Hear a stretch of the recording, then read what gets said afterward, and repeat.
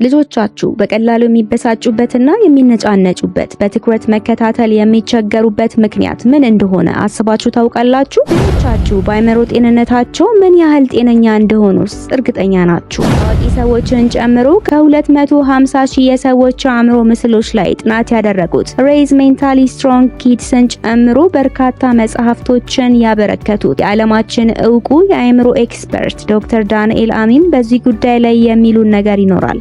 ተዕለት የወላጅነት ኃላፊነታችሁ ላይ ልጆቻችሁን ላለማስከፋት የልጆቻችሁን አእምሮ የሚጎዱ የአእምሮ እድገታቸውን፣ የመማር ችሎታቸውን፣ ስነ ምግባራቸው ላይ አሉታዊ ተጽዕኖ የሚያሳድሩ ጥቃቅን የሚመስሉ ግን ደግሞ ጉዳታቸው የከፋ ድርጊቶችን ተፈጽሙ ይሆናል ይላል ዶክተር ዳንኤል አሚን። የልጆች አእምሮ በእድገት ላይ ስላለ ስስ ነው፣ በቀላሉ የሚጎዳል። የምታደርጉት እያንዳንዱ ነገር ተጽዕኖ ያደርስባቸዋል። የምታቀርቡላቸው ምግቦች፣ የምታናግሩበት እያንዳንዱ ቃላት፣ ከመተኛታቸው በፊት የምታከናውኑት ነገሮች፣ እያንዳንዱ የዕለት ተዕለት እንቅስቃሴያቸው ትኩረታቸው ላይ የመማርና የፈጠራ ችሎታ እንዲኖራቸው፣ በራሳቸው እንዲተማመኑ፣ አልፎም ተርፎም ለስኬት እንዲበቁም ከፍተኛ አስተዋጽኦ ያደርጋል። የአእምሮ ጤንነትን ችላ ማለት ልጆች የተከፋፈለ ትኩረት እንዲኖራቸው፣ ደስተኛ ያልሆነ ስነ ምግባራቸው ያልተስተካከለ እንዲሆኑም ያደርጋል። በአንጻሩም ደግሞ የአእምሮ ጤንነታቸውን ስንጠብቅ ትኩረት የሚያደርጉ ደግ፣ አስተዋይ፣ ስኬታማ መሪዎች የሆኑ ልጆችን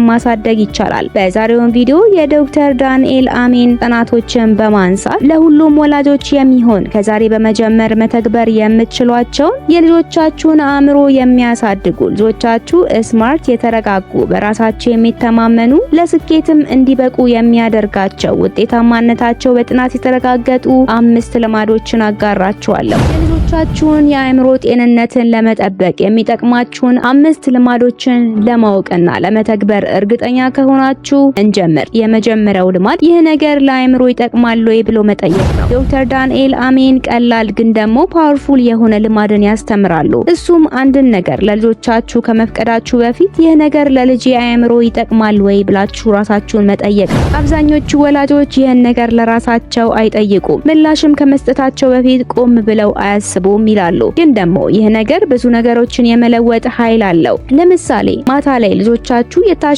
የሚጠጡ ነገሮችን እንደ ለስላሳ ጁስ የመሳሰሉትን ነገር ቢጠይቋችሁ ቆም በሉና ራሳችሁን ጠይቁ። ለልጄ አእምሮ፣ ለትምህርቱ፣ ለትኩረቱ ይጠቅመዋል ብላችሁ ራሳችሁን ጠይቁ። መልሱ አይ ከሆነ በሱ ፋንታ ውሃ፣ ወተት የመሳሰሉትን ነገሮች ሰጧቸው። እነዚህ ጥቃቅን የሚመስሉ ውሳኔዎች የልጆቻችሁ ወደፊት ላይ ትልቅ ተጽዕኖን ያሳድራሉ። ይህ ቀላል አንድ ልማድ የተሻለ የምግብ ምርጫ እንዲኖራችሁ፣ የተረጋጋ ዲሲፕሊን የሆነ የፓረንቲንግ ሲስተምን እንድትከተሉ ያደርጋችኋል ይላሉ። ሁለተኛው ለልጆቻችሁ አእምሮ ጤንነት የሚጠቅማችሁ ልማድ ደግሞ ጤናማ የሆነ አመጋገብ ነው። ጤናማ የሆነ ምግብ ለአእምሮ እንደ ነዳጅ ያገለግላል። የታሸጉ ምግቦች ደግሞ በተቃራኒው ጉዳትን ያስከትላል። ዶክተር ዳንኤል አሚን የአእምሮ ምስል ጥናታቸው እንደሚያመለክተው ጤናማ ያልሆነ አመጋገብ የትኩረት የማድረግና የማስታወስ የአእምሮ ክፍሎችን እንደሚቀንስ ያሳያል። በአንድ ሆስፒታል ውስጥም በልጆች ላይ በተደረገው ጥናት የስኳር ይዘታቸው ከፍተኛ የሆነ ምግቦችን የሚያዘወትሩ ልጆች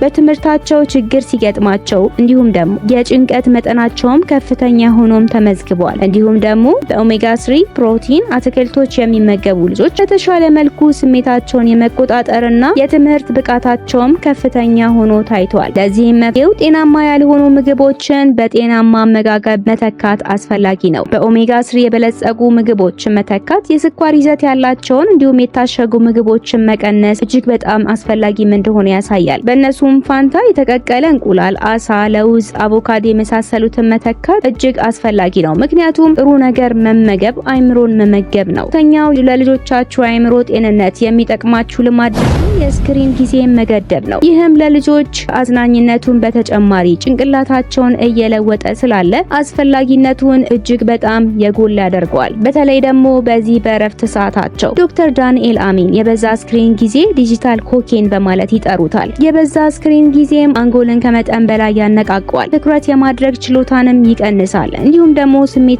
የሆኑ እድገቶችንም እንዳያደርጉ እንቅፋት ይሆንባቸዋል። 2 ወንድ ልጆች ያላቸው ቤተሰቦች ናቸው። ልጆቻቸው በትምህርትና በስነ ምግባራቸው ያላቸው ነገር ስላሳሰባቸው ባለሙያውን በማማከር ከማታ ከ2 ሰዓት በኋላ ስክሪን ለልጆቻቸው መፍቀድን አቆሙ። ካቆሙ በኋላ በ2 ሳምንት ጊዜ ውስጥ ወንድ ልጆቻቸው በቁጣ የሚገነፍሉበት ነገር እንደቀነሰና ጥሩ እንቅልፍ መተኛት እንደጀመሩ እንዲሁም ደግሞ የትምህርት ብቃታቸውና ውጤታቸውም እንደተሻሻለ ይናገራሉ። ለዚህም እንዲረዳችሁ ከስክሪን ነፃ የሆነ ጊዜዎች ይኑራችሁ። ለምሳሌ በምግብ ሰዓት ከመኝታ ሰዓት 1 ሰዓት በፊት ማንኛውንም ስክሪን አለመፍቀድ። የስክሪን ታይሞችን ለአይምሮ በሚጠቅሙ ጨዋታዎች መተካት አስፈላጊ ነው። ለምሳሌ ፐዝሎችን፣ ብሎኮችን መደርደር፣ መሳል የመሳሰሉትን መተካት ለልጆቻችሁ አይምሮ እድገት ወሳኝ የሆኑ ነገሮች ናቸው። ለልጆቻችሁ አይምሮ ጤንነት የሚጠቅማችሁ አራተኛው ልማድ ደግሞ ለእንቅልፍ ጊዜ ቅድሚያ መስጠት ነው። እንቅልፍ አይምሮን ያሳድጋል። የልጆች አይምሮ በሌሊትም እድገቱን ይቀጥላል። በቂ ያልሆነ እንቅልፍ አለማግኘት የትኩረት አለማድረግ፣ ጥሩ ያልሆነ ባህሪዎችን የመማር ችሎታን መቀነስን ያስከትላል። ስለዚህም ልጆቻችሁ ከ8 እስከ 10 ሰዓት በየቀኑ እንደ እድሜያቸው እንዲተኙ ማድረግ፣ እንቅልፍ ሰዓታቸው 1 ሰዓት በፊት ደግሞ ማንኛውንም ስክሪን እንዳያዩ ማድረግ። በሚተኙበት ሰዓትም የሚረብሹ ድምጾችን፣ መብራቶችን መቀነስ አስፈላጊ ነው። በቂ ረፍት ያላገኘ አይምሮ መማር አይችልም። እንቅልፍ ትርፍ ነገር ሳይሆን እጅግ በጣም አስፈላጊ ነገር ነው። አምስተኛውና የመጨረሻው ለልጆቻችሁ አይምሮ ጤንነት የሚጠቅማችሁ ልማድ ደግሞ ሰላማዊ ቤተሰብና ቤትን መፍጠር ነው። ልጆች ላይ መጮህ፣ መቆጣት፣ እዚህ ግባ የማይባሉ ቀላል ነገሮች ሊመስሏችሁ ይችላሉ። ለልጆች አይምሮ ግን አደገኛ ነገር ነው። የዶክተር ዳንኤል አሚን የአይምሮ ምስል ጥናት እንደሚያመለክተው በተረጋጋ ሁኔታ ውስጥ ያደጉ ልጆች ከወላጆቻቸውም ጋር ጥሩ ግንኙነት ያላቸው ልጆች ስሜታቸውን የሚቆጣጠሩ፣ የሰዎችን ችግር እንደራሳቸው መመልከትና ከቅንነት ጋር የተያያዙ የአይምሮ ክፍሎች ላይ ጠንካራ የሆነ አክቲቪቲዎች እንደሚያሳዩ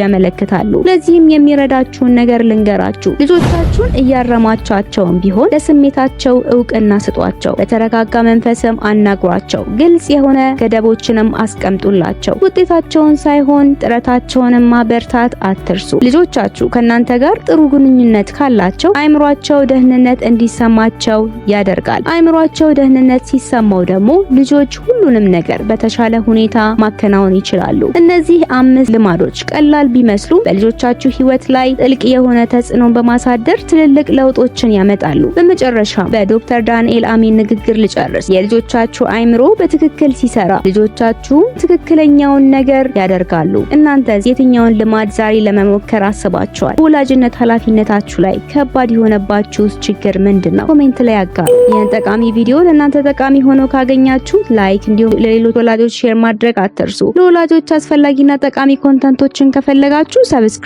ማድረግ፣ ሁሌም የሚለቀቁ ቪዲዮዎች እንዳያመልጧችሁ የደወል ምልክቱን መጫን አትርሱ። ለአብሮነታችሁ እናመሰግናለን። በቀጣይ ጠቃሚ ቪዲዮ እስከምንገናኝ ቻው ቻው።